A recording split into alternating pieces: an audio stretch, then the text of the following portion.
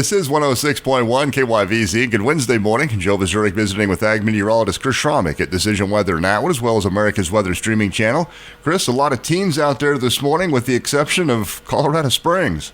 Yeah, Joe, we had an interesting discussion here before we come on air about the temperatures and what we got for a weather forecast for this afternoon. If you're looking at your app or your other weather information this morning, you're probably going to see these warm temperatures. You're going to see this afternoon highs potentially up there in the upper 60s, around 70 in Burlington and Goodland, and we may only see temperatures in the 30s up in McCook. And what that has to do with is we do have this warm air that's now sitting in Colorado Springs area to the north and southern suburbs of Denver. But on I-25 between Denver and Colorado Springs, you got a temperature difference of 20 up at DIA, 15 in Lyman, and 48 in Colorado Springs and out there on the Palmer Divide. So that's where a southwesterly wind is. That's going to be turning west, and that's going to push it across eastern Colorado here during the morning hours. That air will get to the Kansas-Colorado line about midday, doesn't really get into the first tier of counties until about 1 p.m., and eventually doesn't even get to Colby and Atwood until maybe 2 o'clock this afternoon. So we do have this fog and clouds out there this morning that warm air and that west wind direction's got to break through.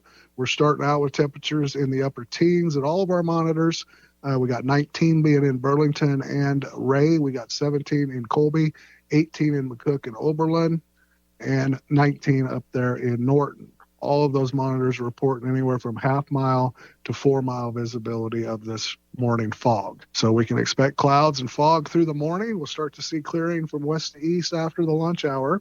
Again, those highs will top out upper 60s out there along the Colorado border, maybe only middle to upper 30s up there in McCook and Norton. If we're in between here at Atwood, we can figure somewhere around 45, 40 degrees, something in that range.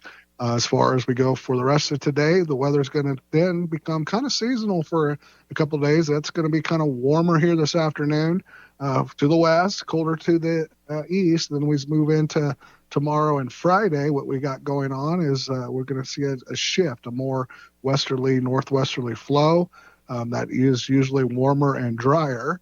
We'll also see a lee side low pressure developing in southeastern Colorado that'll turn our winds to the south and east tomorrow afternoon. So we're going to be west-southwest today at 5 to 15. Tomorrow we'll start off from the north and northeast, turn to the southeast by afternoon at 5 to 15.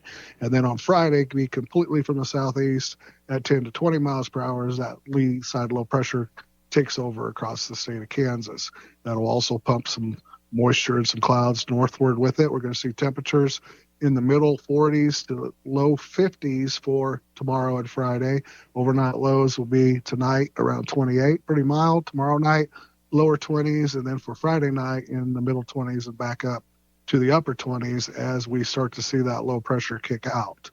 That low is going to take a track across the Oklahoma-Texas panhandle on Saturday night, keeps the precipitation to the south and east of the area, brings us some clouds and some colder temperatures on the backside of that.